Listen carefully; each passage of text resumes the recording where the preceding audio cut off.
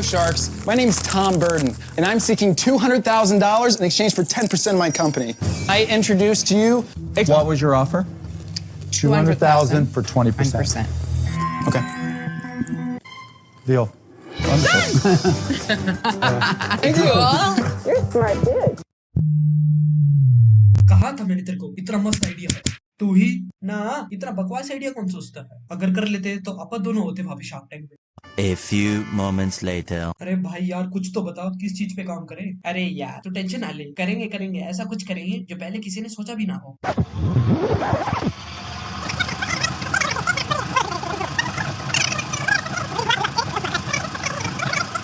ओ भाई तू रहने दे मैं तो स्टार्ट करने वाला हूँ तेरे को साथ आने तो आ वरना मत आ भोसड़ी के करेगा क्या भाई यार मेरे को ऐसा लगता है अपने इंडिया के अंदर लोग जो है वो खाने पे कितना ही खर्च कर सकते हैं तो मैं सोच रहा हूँ कुछ फूड सेक्टर में ही स्टार्ट करते हैं तो फिर क्या सोचा है बेचने का भाई मोमो बेचते हैं हाँ भाई सही है तो दिखता भी नेपाली ही है भाई मेरे को ऐसा लगता है क्योंकि most of the north Indian people जो है वो आईटी जॉब के लिए बेंगलोर में आते हैं और उनको बेंगलोर में जो है अच्छे मोमोज का टेस्ट नहीं मिलता है तो अगर अपन नॉर्थ इंडियन स्टाइल के मोमोज अगर यहाँ पे बेचेंगे तो वो बहुत ही ज्यादा प्रॉफिटेबल बिजनेस होगा तो मैं बोलता हूँ तू भी मेरे साथ ही लग जा और अपन दोनों स्टार्ट करते हैं मिलके हाँ चल कर लेते हैं ज्यादा से ज्यादा क्या ही होगा बट भाई करेंगे कैसे आपा को तो बिजनेस की एबीसी भी नहीं आती अरे तू टेंशन ना ले तेरे भाई को सब पता है अरे भाई अपने पास तो पैसे ही नहीं है स्टार्ट करेंगे कैसे बिजनेस अरे सब हो जाएगा तो देख सबसे पहले तो है हमें इस कंपनी को रजिस्टर करवाना पड़ेगा और एक नाम देना पड़ेगा और उसके बाद हमें जो है फूड लाइसेंस के लिए अप्लाई करना पड़ेगा और अगर हमको जो है हमारे कस्टमर से जीएसटी भी लेना हो तो हमें जीएसटी रजिस्ट्रेशन के लिए भी अप्लाई करना पड़ेगा और साथ ही हमें एमएसएमई रजिस्ट्रेशन के लिए भी अप्लाई करना पड़ेगा सो डेट कि हम गवर्नमेंट ऑफ इंडिया के बेनिफिट्स को अवेल कर पाए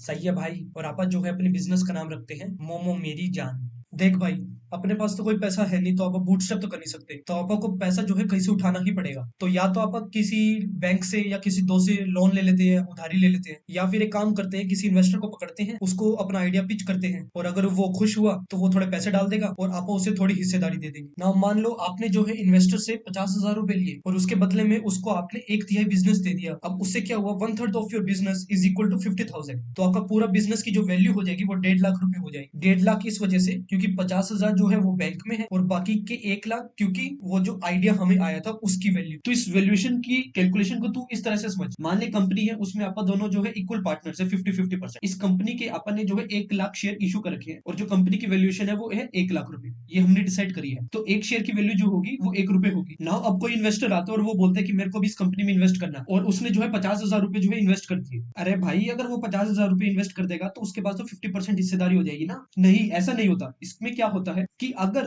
तूने या मैंने अपने 50-50% शेयर जो है उसको दे दिए मान ले स्टार्टिंग में अपने पास 50-50 हजार शेयर थे आपने क्या किया 25,000 उसको दे दिए 25,000 तूने उसको दे दिए तो अब उससे क्या होगा जो पैसे आएंगे ना वो भी अपने पास आएंगे ना कि कंपनी के पास तो इस वजह से क्या करते हैं कि कंपनी के यहाँ पर जो नंबर ऑफ शेयर है वो बढ़ा देते हैं तो इससे जो पैसा आया वो कंपनी के पास आया ना कि अपने पास बट अगर तूने अपना खुद का स्टेक ही बेच दिया इन्वेस्टर को तो उस टाइम पे उस चीज को ऑफर फॉर सेल या सेकेंडरी सेल बोलते हैं तो उस टाइम पे हम जो है न्यू शेयर जो है इशू नहीं करेंगे उस टाइम पे तेरे शेयर जो है शिफ्ट हो जाएंगे उस इन्वेस्टर को after issuing the new shares जो कंपनी के टोटल नंबर ऑफ शेयर्स होंगे वो होंगे 1.5 लाख तो इसके बाद इन्वेस्टर की जो हिस्सेदारी बनी वो बनी 50,000 डिवाइडेड बाय 1.5 लाख 50,000 जो है न्यू शेयर इशू करे थे उस इन्वेस्टर को और जो टोटल नंबर ऑफ शेयर थे वो 1 लाख प्लस 50,000 तो 1.5 लाख बन चुके हैं तो उसकी जो न्यू हिस्सेदारी बनी वो बनी 1/3 तो जो उसकी जो हिस्सेदारी बनी वो बनी 33% और जो हमारा स्टेक जो 50-50% था स्टार्टिंग में वो घट के जो है 33% बन चुका है नाउ ये जो हमारा 50 से जो है 33% घटा इस चीज को डाइल्यूशन बोलते हैं इन्वेस्टर से पैसा रेज करने के बाद जो हमारी कंपनी की न्यू वैल्यूएशन बनी वो बनी 1.5 लाख रुपए क्योंकि जो टोटल नंबर ऑफ शेयर्स थे वो बन के 1.5 लाख और जो एक प्राइस था शेयर का वो था 1 रुपए तो जो टोटल वैल्यूएशन बनी वो बनी 1.5 लाख रुपए आप इस चीज को इस तरह से भी कैलकुलेट कर सकते हो कि पैसा रेज करने से पहले जो वैल्यूएशन थी प्लस जितना इन्वेस्टर ने पैसा डाला तो 1 लाख रुपए की जो वैल्यूएशन थी पहले थी उसमें से जो है 50,000 जो है इन्वेस्टर ने डाला तो उसकी जो टोटल वैल्यूएशन बनी वो बनी 1.5 लाख रुपए तो जो प्री मनी वैल्यूएशन थी वो थी 1 लाख रुपए एंड जो पोस्ट मनी वैल्यूएशन थी वो थी 1.5 लाख रुपए ये जो वैल्यूएशन है वो किसी भी कैलकुलेशन के ऊपर डिपेंड नहीं करती है ये डिपेंड करता है negotiation between the founder and the investor early stage के अंदर फाउंडर्स को देख के आइडिया को देख के जो इन्वेस्टर है वो पैसा देता है कंपनी के पास अगर ऑलरेडी कुछ यूजर्स है या वो कोई रेवेन्यू जनरेट कर रहा है तो उसके बेसिस पे हम जो है वैल्यूएशन डिसाइड कर सकते हैं बट ये चीज भी बहुत ज्यादा वेरी करती है ये एक तरीके का आर्ट ही है जिसके अंदर जो इन्वेस्टर है वो अपनी हिस्सेदारी बढ़ाने की कोशिश करता है कंपनी के अंदर और जो फाउंडर है वो अपनी वैल्यूएशन बढ़ाने की कोशिश करता है। नाउ बट आपको मान लो 50,000 से थोड़े ज्यादा रुपए चाहिए, तो आप क्या करोगे, किसी अपने दोस्त से बोरो कर लोगे मनी को। तो मान लो आपने जो है 25,000 रुपए अपने दोस्त से बोरो कर लिए और आप जो है उसको हर साल जो है 10% उसको प्रोवाइड करते हो और आपने जो है ये 5 साल के लिए लोन लिया। नाउ हम जो है बोरो इस वजह से करते हैं instead of selling our business percentage, so that की एंड में जाके अगर हमारा बिजनेस सक्सेसफुल हुआ तो जो ज्यादा से ज्यादा जो शेयर है हमारे बिजनेस का वो हमारे पास ही हो, ताकि हम ज्यादा प्रॉफिट कमाए। नाउ अब हम देखते हैं कि हमारा जो ये बिजनेस है वो कागज पे किस तरह से दिखेगा। तो हम जो है उसको देखने के लिए बैलेंस शीट का इस्तेमाल करते हैं। बैलेंस शीट जो है वो हमें assets, liabilities and share holders equity के बारे में बताता है। वो बेसिकली आपको जो है नेटवर्थ बताता है कंपनी की। सो हमारे एसेट्स में हमारे पास कैश है 75,000 का। उसके बाद हमारे जो फिक्स एसेट्स है वो 0 है। इन्वेंट्री भी अभी तक हमने कुछ ली नहीं है कि जिससे हम जो है मोमोज हमारे बनाएंगे। और हमारी जो गुडविल है वो है 1 लाख की। तो टोटल अमाउंट जो हुआ एसेट्स का वो हुआ 1,75,000। और अब जो है हम लाइबिलिटीज की अगर बात करें तो हमने जो है 25,000 रुपए जो है लोन पे लिया था। तो हमारी जो टोटल लाइबिलिटीज है वो हुई 25,000 और हमारी जो शेयर होल्डर्स इक्विटी है वो है 1.5 लाख। तो आप इससे देख सकते हो कि assets is equals to equity plus liability. अरे भाई ये गुडविल क्या है और ये कौन सी इक्वेशन बोल गया तू। गुडविल जो है वो इंटेंजिबल एसेट होता है। मान लो आपने किसी कंपनी को खरीदा, उस कंपनी की जो वैल्यू थी वो थी 50,000 रुपए, बट आपने जो है उस कंपनी को दिए 1 लाख रुपए। आपने उसको 50,000 रुपए ज्यादा इस वजह से दिए क्योंकि उस कंपनी की जो है ब्रांड रेपुटेशन थी, लॉयल कस्टमर बेस था, उसका सॉलिड कस्टमर सर्विस थी, उसके गुड एम्प्लॉय रिलेशंस थे, उसके पास कोई प्रोप्राइटरी टेक्नोलॉजी थी। इन सबको मिला के जो है उस कंपनी की जो वैल्यू है वो थोड़ी सी ज्यादा बढ़ गई थी। तो इस वजह से जो है आपने उसको 50,000 रुपए ज्यादा दिया। तो इस केस के अंदर गुडविल जो है वो 50,000 रुपए हो जाएगी। अगर हम हमारे केस की बात करें तो हमारे केस में इन्वेस्टर ने हमारी कंपनी की जो वैल्यू है वो 1.5 लाख रुपए लगाई, जब भी तो उसको 1/3 बिजनेस मिला। नाउ इन्वेस्टर ने हमको जो है 50,000 रुपए दिए बट उसने वैल्यू लगाई 1.5 लाख की। तो 1 लाख रुपए की जो है गुडविल हुई क्योंकि उसने हमको देखते हुए एज अ फाउंडर की, हाँ भाई ये बहुत तगड़े फाउंडर है, ये कुछ बिजनेस बना ही लेंगे, इनके पास कुछ ऐसी ऐसी बातें हैं, इस वजह से जो है उसने हमारी कंपनी की जो वैल्यू है उसने 1.5 लाख रुपए लगाई। तो 1 लाख रुपए जो है वो गुडविल का हुआ, वो हमारे आइडिया का हुआ, वो हमारी कैपेबिलिटी का हुआ। और जो शेयर होल्डर इक्विटी होती है उसका मतलब ये है कि अगर हम किसी बिजनेस में सारे के सारी लाइबिलिटी, सारे के सारे लोन वगैरह चुका दे और उसके बाद उस कंपनी की वैल्यू करें और उसको सेल करने पर जो हमें लिक्विड वैल्यू मिले, उस वैल्यू को जो है शेयर होल्डर इक्विटी कहते हैं। तो इस वजह से जो है assets minus liability is equals to shareholder equity.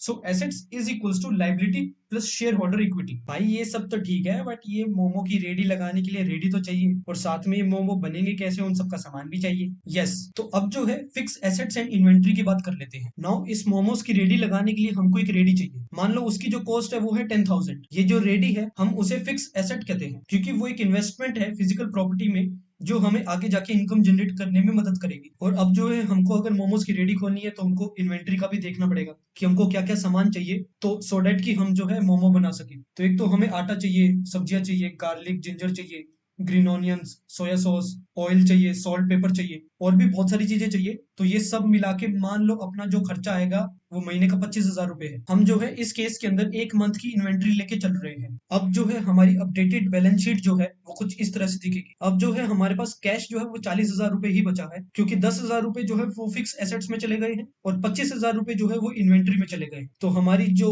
Equation है वो अभी भी बैलेंस्ड ही है बट जो डिस्ट्रीब्यूशन है एसेट्स का वो इधर उधर हो गया है। भाई यार अपन ने अभी तक कोई पैसा तो बनाया है नहीं, इन्वेस्टर से पैसा लेके इधर उधर एसेट्स में लगाए जा रहे हैं। आप बताओ भाई स्टार्ट भी करे business. Now let's take some revenue assumptions। महीने में जो है 30 दिन है, मान लो हर दिन जो है हम 30 प्लेट बेचते हैं तो टोटल हमने 900 प्लेट बेच दी। अगर एक प्लेट की कॉस्ट जो है वो 60 रुपए है तो हमने महीने भर में 54,000 रुपीज कमा लिए। तो हमारे जो साल का रिवेन्यू हो गया वो हो गया 6,48,000। नाउ मान लो हमने इस रेडी को चलाने के लिए एक लेबर भी रख लिया, उसको जो है हम 8,000 रुपए महीने की पगार पे रखा है। तो हमारा जो कॉस्ट ऑफ लेबर हो गया वो 96,000 हो गया साल भर का। नाउ इस एक साल के एजम्पशंस के बिहाफ पे हम जो है हमारी इनकम स्टेटमेंट कैलकुलेट करते हैं। इनकम स्टेटमेंट जो है वो बताता है कि आपका जो बिजनेस है वो over the period of time कैसा उसने परफॉर्म किया है। वो जो है प्रॉफिटेबिलिटी की बात करता है, रिवेन्यूज की बात करता है, एक्सपेंसेस की बात करता है और वो नेट प्रॉफिट्स की बात करता है। तो हमारी जो इनकम स्टेटमेंट है वो कुछ इस तरह से दिखेगी। मोमो मेरी जान की जो रेडी थी वो एक ही थी। एक रेडी के ऊपर 10,800 मोमो प्लेट बिकते थे साल भर में। तो टोटल मोमो प्लेट जो बिकेंगे वो 10,800 ही होंगे। एक मोमो प्लेट की जो कॉस्ट थी वो 60 रुपए थी। तो टोटल रिवेन्यू जो है वो हमारा हो गया 6,48,000।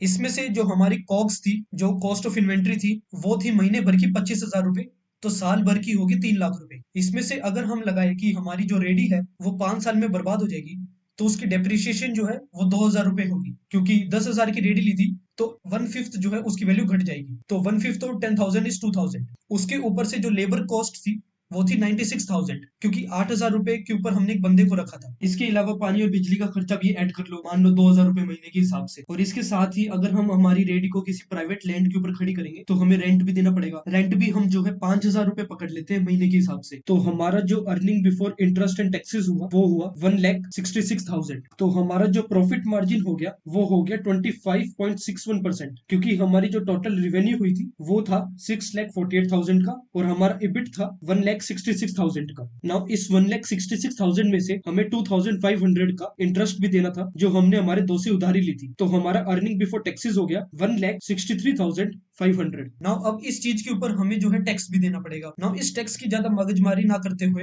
हम हमारी कैलकुलेशन को थोड़ा सिंपल ही रखते हैं और मान लेते हैं अर्निंग बिफोर टैक्सेस के ऊपर जो है 20% का टैक्स लगता है। तो हमारा जो टैक्स लगा वो हुआ 32,700 का। तो हमारी जो नेट इनकम आई, नेट प्रॉफिट आया, वो आया 1,30,800 का। Now one more thing is that जो प्रॉफिट मार्जिन है वो एक फाइनेंशियल मेट्रिक है जो एक्सप्रेस करते हैं percentage of the profit of the company in relation to its total revenue. तो आप प्रॉफिट मार्जिन को जो है नेट प्रॉफिट से भी निकाल सकते हो, earning before interest and taxes से भी निकाल सकते हो, अर्निंग बिफोर इंटरेस्ट से भी निकाल सकते हो, अर्निंग बिफोर टैक्सेस से भी निकाल सकते हो। तो आपका जो मेट्रिक है वो कुछ भी हो सकता है, बट जो डिनोमिनेटर में है वो टोटल रेवेन्यू ही रहेगा। अरे भाई अभी हम दोनों की मिला के जो पगार है महीने की वो 2 लाख रुपए है, और तू बोल रही है बिजनेस जो है 2 लाख रुपए जनरेट करता है साल भर का। भाई कैसे चलेगा ये बिजनेस? भाई मेरे बाप ने मेरे को लोन लेके पढ़ाया है, ऊपर से बहन की शादी भी करवानी है। भाई घर पे बहुत खर्चे है, अभी नहीं कर सकती ये बिजनेस। अरे रुक रुक, अभी तो मैंने तेरे को सिर्फ 1 साल का प्रॉफिट एंड लॉस बताया है इस बिजनेस का। अब थोड़े एजम्पशंस लेते हैं जिसके बेसिस पे हम ये प्रिडिक्ट कर पाएंगे कि हमारा जो ये बिजनेस है वो 5 साल में किस तरह से दिखेगा। तो अब जो है हम थोड़े ऑपरेशनल एजम्पशंस लेते हैं। मान ले हमारे पास जितना भी कैश जनरेट हो रहा है वो सारा का सारा हम जो है हमारे बिजनेस में ही लगा रहे हैं टू बाय मोर एंड मोर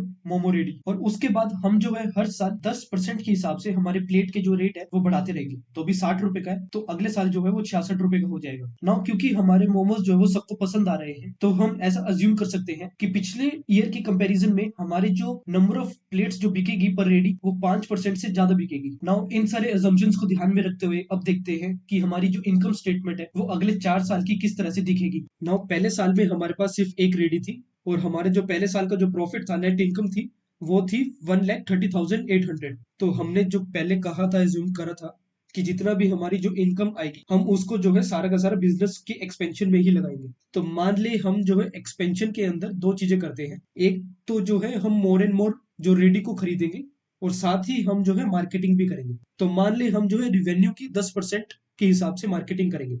तो हमारा जो साल का रिवेन्यू था वो था 6,48,000 का। तो हमारा जो मार्केटिंग एक्सपेंस हुआ वो हुआ 64,800 का। और इसके साथ ही हम जो है और रेडी भी खरीद रहे होंगे। तो मान ले मैंने इस साल जो है 3 रेडी और खरीद ली, तो ईयर ऑन ईयर जो है मैं इस तरह से जो है ग्रो कर रहा हूँ। मान ले तो पहले साल में हमारे पास 1 रेडी थी, दूसरे साल में 4 रेडी हुई, तीसरे साल में मैंने 4 रेडी और खरीद ली तो 8 रेडी होगी, चौथे साल के अंदर मैंने 7 रेडी और खरीद ली तो हमारे पास 15 रेडी होगी, और 5वें साल तक हमने जो है 10 रेडी और खरीद ली तो हमारे पास 25 रेडी हो चुकी है। नाउ प्लेट्स का जो कॉस्ट है वो हमने 10% से बढ़ाया है, और नंबर ऑफ प्लेट्स की जो सोल्ड हुई है हमारी एक रेडी से वो 5% से बढ़ाया है। तो एक साल के अंदर, पहले साल के अंदर हमने एक रेडी से 10,800 प्लेट बेची थी, तो 5वें साल तक हमने जो है 13,127 प्लेटें बेची है। हमारी जो प्राइस पर प्लेट थी वो 60 रुपए थी पहले साल में, और जो ईयर 5 तक जाके उसका प्राइस जो है 88 के आसपास हो चुका है। तो हमारा जो रिवेन्यू है वो 6,48,000 से 2,88,00,000 तक पहुंच चुका है ईयर 5 तक। हमारी जो कॉग्स है वो कुछ इस तरह से दिखेगी। ईयर 1 के अंदर उसका जो एक्सपेंस था वो था 3 लाख रुपीज, और जो ईयर 5 तक जाके उसका जो एक्सपेंस हो गया वो 90 लाख रुपए हो गया। तो हमने जो है, क्योंकि प्लेट सोल्ड का जो रेट है वो 5% से बढ़ाया है कि एक रेडी से 5% ज्यादा प्लेट सोल्ड होगी, तो उस हिसाब से जो है मैंने कॉग्स को भी इंक्रीज कर दिया है। मार्केटिंग एक्सपेंस जो है मैंने 10% के हिसाब से पिछले साल की रिवेन्यू पे लिया है, तो उस हिसाब से इसके नंबर्स है। तो पहले साल में मार्केटिंग एक्सपेंस जो है वो हमारा 0 था, और ईयर 5 में हमारा 14 लाख रुपए हो चुका है। यूटिलिटी बिल्स के अंदर मैंने अभी उस चीज को इंक्लूड नहीं किया है कि वाटर बिल्स एंड जो इलेक्ट्रिसिटी बिल्स है वो बढ़ जाएंगे, कि बिजली और पानी के दाम जो है बढ़ जाएंगे, उस चीज को एक्सक्लूड करते हुए मैंने इस चीज को रखा है। इसके साथ ही मेरे को रेंट भी देना है, डेप्रिसिएशन भी, क्योंकि होगा रेडी अगर मैं खरीदूंगा तो, और इसके साथ ही लेबर की कॉस्ट भी लगेगी, क्योंकि मोर एंड मोर अगर मैं रेडी खरीदूंगा तो मेरे को लेबर उतने ही ज्यादा लगेंगे। तो जो टोटल एक्सपेंस है वो हमारा पहले साल का 4,82,000 आया था, जो ईयर 5 तक जाके 1.5 करोड़ तक चले गया है। तो हमारा जो इबिट है वो पहले साल में था 1,66,000, जो ईयर 5 तक जाके बन चुका है 1.3 करोड़। हमारा जो मार्जिन है वो 25% से 47% तक चला गया है। और अगर मैं इसके अंदर से इंटरेस्ट घटा दूं हर साल के हिसाब से, तो हमारा जो EBT होगा, अर्निंग बिफोर टैक्सेस, वो 1,63,500 से लेके 1 करोड़ 36 लाख तक चला गया है। टैक्सेस घटाने के बाद जो हमारी नेट इनकम आई पहले साल की थी 1,30,000 रुपए, 5वें साल में हमारी जो नेट इनकम है वो है 1 करोड़ 9 लाख रुपए। So now let's talk about the cash flow statements. So cash flow statements जो है वो हमें ये बताता है कि कितना पैसा, एक्चुअल रियल मनी, कितना कंपनी से बाहर गया और कितना कंपनी के अंदर आया। कंपनी की कोई भी फाइनेंशियल या ऑपरेशनल एक्टिविटीज या कोई भी उसकी इन्वेस्टमेंट करने के बाद जो रियल पैसा जो उसके बैंक अकाउंट में हिट करता है, वो सारी इंफॉर्मेशन को जो है हम कैश फ्लो स्टेटमेंट्स में लिखते हैं। नाउ अब ये तेरे को लग रहा होगा कि जो रिवेन्यू एक्सपेंस जो हमने इनकम स्टेटमेंट में देखी थी वो सेम ही तो है इस कैश फ्लो स्टेटमेंट के, बट ऐसा नहीं है।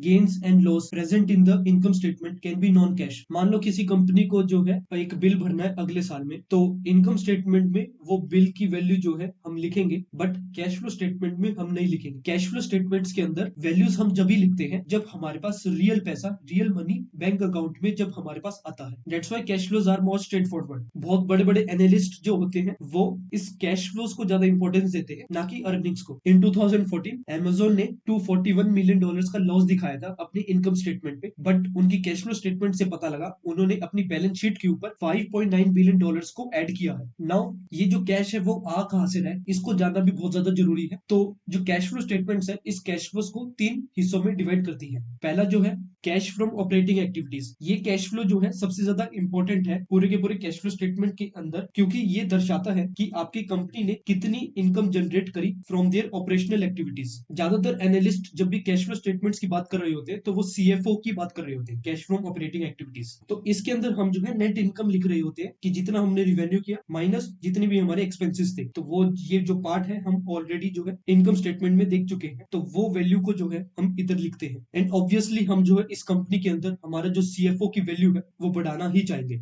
क्योंकि इसके जरिए ही जो इन्वेस्टर्स है वो हमारी कंपनी को देख के एनालाइज कर पाएंगे कि हाँ भाई ये जो है बहुत बढ़िया कंपनी है, क्योंकि इसके जो CFO के जो वैल्यूज है वो इंक्रीजिंग ऑर्डर में है। और अगर CFO की वैल्यू जो है वो घट रही है तो ये काफी ज्यादा रेड सिग्नल है, काफी बड़ा रेड सिग्नल है किसी भी एनालिस्ट या किसी भी इन्वेस्टर के लिए, क्योंकि कंपनी कभी भी बंद हो सकती है। Second is cash from investing activities. तो कोई भी कंपनी लॉन्ग टर्म एसेट्स की जब भी बाइंग या सेलिंग करती है तो उसके रिगार्डिंग की इन्फॉर्मेशन हम जो है यहाँ पे लिखते हैं, सच एज लैंड, प्रॉपर्टी या इक्विपमेंट या plant. It's basically the money that has been spent to grow the business, like maintaining the current assets और acquiring the other companies और investing in certain commodities। तो ये सारी information जो है हम कैश फ्लो स्टेटमेंट के अंदर CFI में लिखते हैं। तो इस केस के अंदर हमने जो है बहुत सारी रेडी खरीदी है, तो इस सब की जो इंफॉर्मेशन है वो हम CFI में लिखेंगे। नाउ जनरली CFI की जो वैल्यूज होती है वो नेगेटिव होती है, क्योंकि हम ज्यादातर जो है पैसा खर्च कर रहे होते हैं टू एक्सपेंड आवर बिजनेस। ये पॉजिटिव भी हो सकती है कि फॉर एग्जाम्पल कोई भी कंपनी अपनी इन्वेस्टमेंट से पैसा बना रही है, और अगर कोई कंपनी अपने करंट एसेट्स को बेचती है। Now the third one is cash from financing activities. इसके अंदर हम जैसे बिजनेस कैसे पैसा रेज कर रहा है उसकी इंफॉर्मेशन को यहाँ पे लिखते हैं कि उसने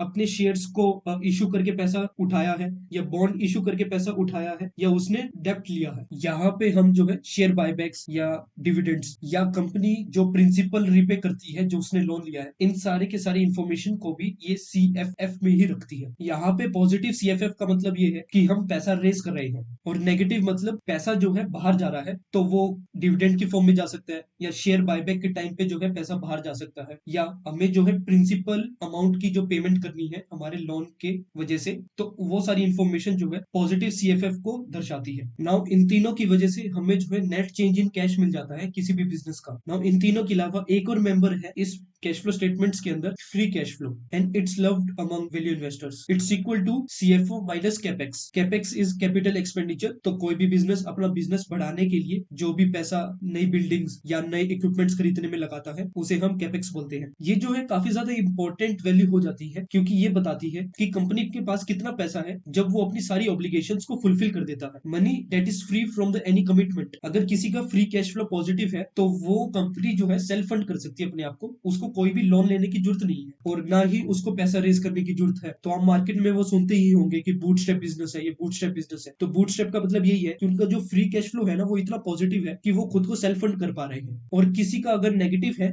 फ्री कैश फ्लो तो इसका मतलब है कि वो अपने एक्सपेंशन में बहुत ज्यादा पैसा लगा रहा है और उसको किसी भी टाइम फंड रेज करने की जरूरत पड़ सकती है। इस कैश फ्लो स्टेटमेंट्स की इंपॉर्टेंस के बारे में हम किसी और वीडियो में बात करेंगे। अभी हम हमारी कंपनी की कैश फ्लो स्टेटमेंट्स देखते हैं कि वो किस तरह से दिख रही है ना। पहले साल में जो हमारा सीएफओ था वो था 1,32,800, क्योंकि हमारी जो नेट इनकम थी वो थी 1,30,800 की और जो हमारा डेप्रिसिएशन था वो था 2,000 रुपए का। उसके बाद जो हमारा सीएफआई था, कैश फ्लो फ्रॉम इन्वेस्टिंग, तो हमने जो है कैपिटल एक्सपेंडिचर में एक रेडी खरीदी थी 10,000 रुपए की। इसके अलावा जो सीएफएफ था जिसके थ्रू हमने जो पैसा रेज किया, तो एक तो था हमने जो है इक्विटी इशू करी थी वो थी 50,000 रुपए की और हमने जो है एक लोन लिया तो 2 से 25,000 का। तो हमारा जो सीएफएफ था वो हुआ 75,000 रुपए। तो हमारा जो नेट चेंज इन कैश आया वो है 1,97,800 का, क्योंकि 1,32,800 माइनस 10,000 प्लस 75,000। तो ये जो है हमारा जो एक साल के बाद जो हमारे हाथ में जो कैश आया वो आया 1,97,800 का। सिमिलरली अगर मैं अब ईयर 2 की बात करूं तो उस टाइम पे जो हमारा सीएफओ था वो था 7,58,768,